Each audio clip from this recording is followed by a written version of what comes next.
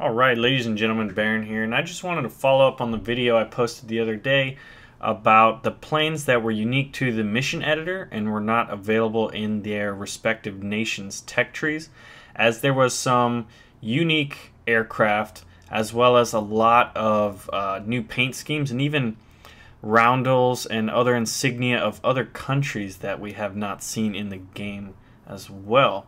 So here you can see the P-36G Hawk, and it is pretty sweet looking, but you know, we've already seen the A and the C.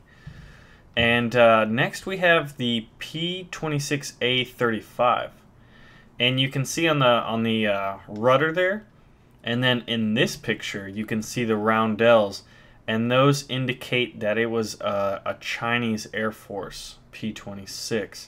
So that's pretty cool. One thing of note that would be interesting about the P-26, and just the fact that the Chinese roundels bring up, is Japan invaded China well before the outbreak of what most Westerners think is the start of World War II. It happened in the middle 1930s, where the Japanese were just rolling over the Chinese. And here you can see a picture of a P-40. Now, it looks like it's a flying tiger because you can see those Chinese roundels again, but it's solid green. It's not the traditional camo pattern that they used over there. So I wouldn't say it's a flying tiger, but it's clearly a Chinese P-40. So pretty interesting stuff there. It'd be great to see early war battles between the Chinese, which used a lot of American and other import aircraft, against early Japanese aircraft in a historical battle. I would be a big fan of that, as I find a lot of the early tier and, you know, lower leveled planes, biplanes and stuff to be some of the most fun to fly, as they're kind of careless. You don't have to worry too much, and there's no real, it's not like getting shot down in a jet. There's not nearly as much stress involved. You know, it's not as live or die. It's kind of more enjoyable, I've personally found. But I would really like to see that. And furthermore, there was the Chinese Civil War at the end of World War II between the communists and those that were supported by the Americans and led by Chiang Kai-shek. So you have a lot of later war that fits within the time frame, you know, up into the Korean War. So that would be fun to see missions like that. And you know, as well as with tanks, because you'd have a lot of, you know, the Russian based and then the American based and stuff like that. Would be pretty cool to see that. And here we have the P-2634, and honestly, I'm not entirely sure what those insignia are. I thought it might be Finnish because of the blue color, but the Finns used the, you know, it was blue, but then it had a swastika. I'm guessing it's Filipino, but I don't really know because I couldn't find anything on it. I know that the Filipinos operated some P-26s. I think they had like a squadron of them, and they fought the Japanese, and I don't think they did too well, but my guess is Filipino. But I really can't tell you. But if it is Filipino, that just shows the level of detail that Gaijin's willing to go in some of these paint schemes. Here is probably one of the more unique ones. This is the Heichal 51B2 hydroplane. I wasn't too familiar on this plane at all. In fact, I thought it might be one of the shipborne scout planes on some of the heavier cruisers and battleships and pocket battleships that the German Kriegsmarine used. By the way, if you haven't seen any of my naval previews, check them out, because I talk about how essential these float planes and scout planes, although this one isn't a scout plane that was shipborne. I thought it was. It turns out that the Arado AR-196 was the main scout float plane or hydroplane for the German Kriegsmarine. Something interesting though is, and this brings up another topic I would love to talk about, which is similar to the situation with the Chinese Air Force, and that is and just the time frame that you had China, the Sino-Chinese War, or rather Sino-Japanese War, not really sure, where Japan invaded that prior to World War II, and the Civil War after. you have the Spanish Civil War, and the Heichal 51B2 hydroplane flew in the Spanish Civil War on the nationalist side. And I would love to see a historical battle, or maybe even a few, catered around the Spanish Civil War, as you'd get to see Russian and American aircraft fighting against German and Italian aircraft, which would be pretty cool. And those would be early war as well. So another one of those lower tier centric historical battle scenarios. But yeah, so this is not a shipborne scout plane. And here we have the Heichal 112B2, and this is a Romanian paint scheme. And if you also check the premium Heichal 112B1, that also has a Romanian paint scheme. There are a few aircraft that were Romanian built that would be interesting when Gaijin implements Italy.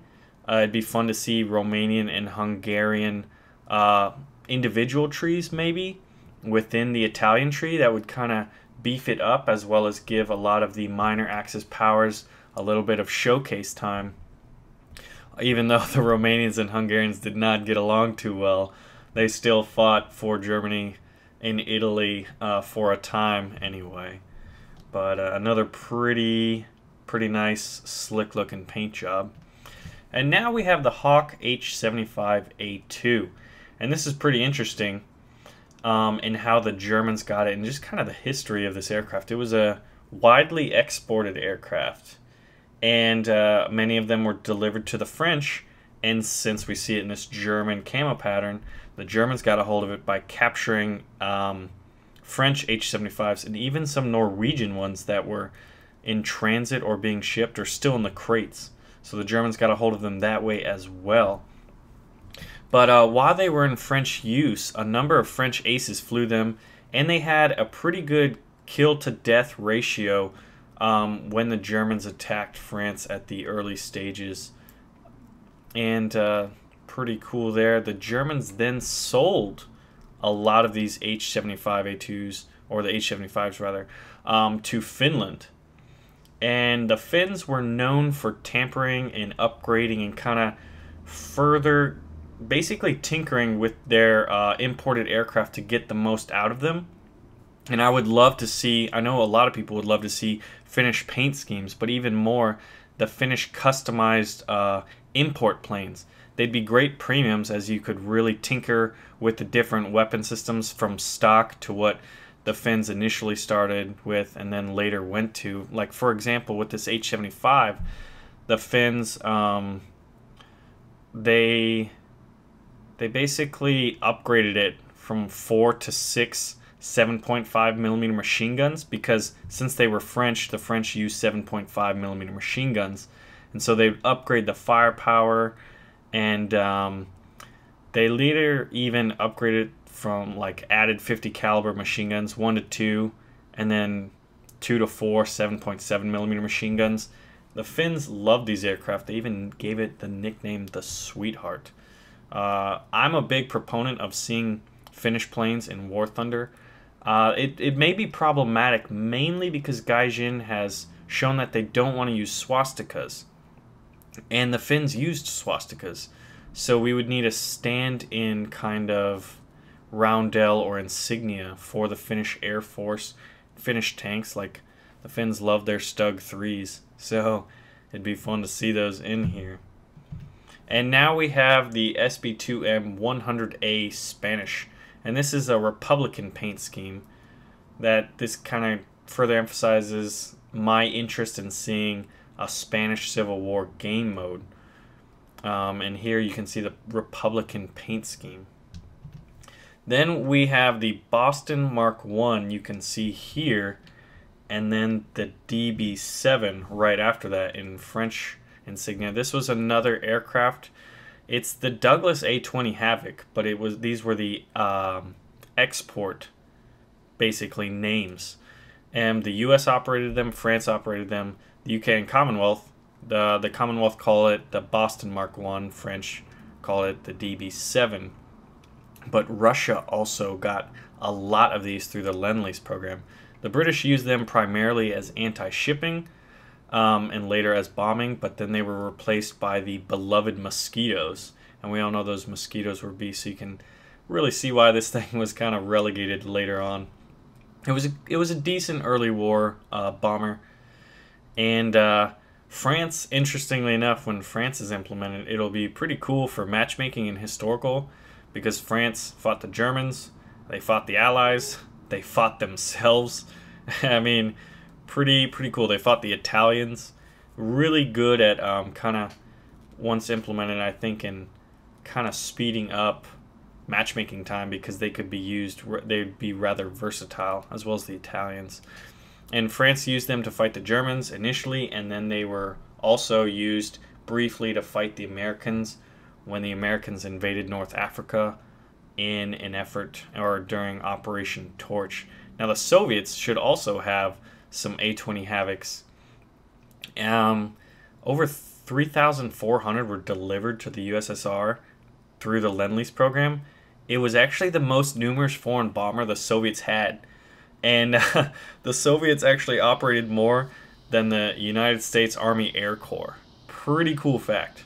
And another thing, which is why it'd be fun to see a Russian premium version, would be that the Russians replaced the Browning 7.7s in the nose with their SHKAS, or SHKAS, I'm not really sure how you pronounce that, their quicker firing 7.62s.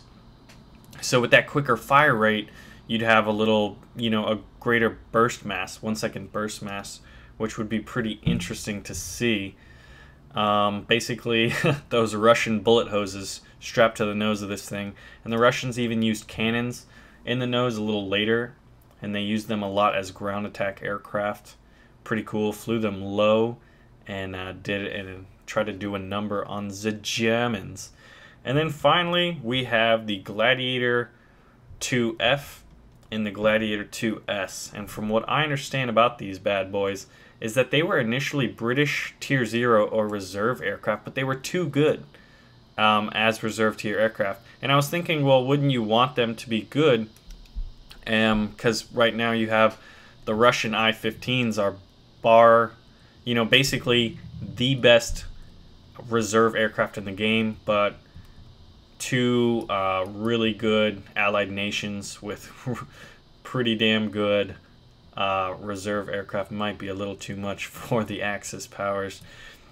Now, people were saying, hey, why didn't you show Japan in my video? Well, the fact was I couldn't find any new Japanese aircraft or unique ones to the mission editor. It was a shame. I was looking forward to seeing some, but I didn't. And so the question of the day is, I covered some Spanish, some Finnish, Filipino, Romanian, Chinese, even dabbled with some French and mentioned the Italians. And I want to know, what other nations' paint schemes have you seen in the game, and which nations do you most want to see? Like, I know there's a lot of support for the Finns, there's a lot of support for Italians, for the French. I would like to see all of them. I'd even like to see the Chinese in there.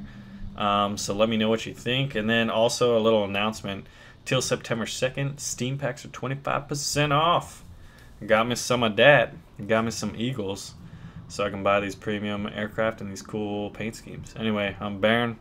Hope you found that fascinating, and thanks for watching. Yo guys, watch out, you guys are getting close. We're just overlapping our gunfire even more. 0.06 miles away right now. Here we go. It says yeah, you're .12. Coming in hot. Coming hot, switching to gun view.